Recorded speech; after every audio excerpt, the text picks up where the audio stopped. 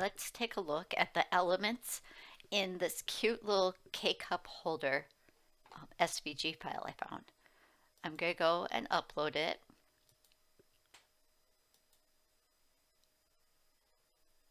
And here's the folder where I have the SVG file. And I'm just going to start with the main piece of it to show you a few things.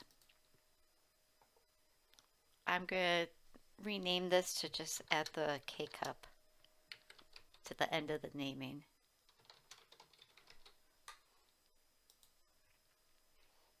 Okay, so here is the design.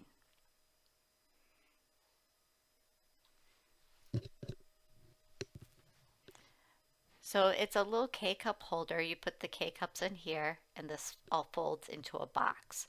You can see there's some dashed lines. That is because when you're making an SVG file, there's no real way to make score lines. Basically, all the lines have to kind of be a cut line. So a lot of designers will put these dashed lines in here. You could go over to Basic Cut and change the operation of this from cut to score. It will now score those lines, but it's going to score a dashed line. So that's not as hard of a fold line. So what some designers do is create a separate file for the score lines. And that means you have to upload a second file. So see right here it says score lines. So that if we get the score lines for the main piece and upload those,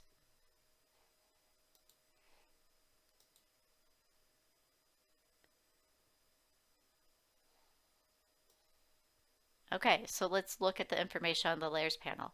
It's still all basic cut, but now this is a solid cut line.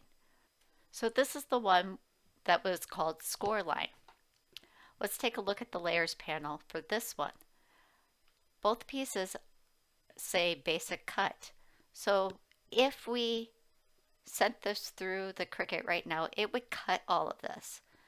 So actually, what I'm going to do is just change this basic cut to score.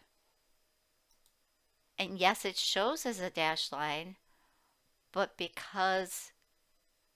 that's because a score line shows as dashed.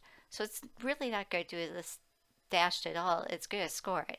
So actually, this would be the better piece for us to use. So I'm just going to delete that one. So really look at your SVG files to see what elements it had. If this one would have just had the score lines and not the box piece, what I would have done is line these score lines on top of the box piece from the other box cut. But since this one had both lines, I can just change that to score line and now I'm ready to go. Before you go, make sure to like, subscribe, and comment below. I love to hear from you.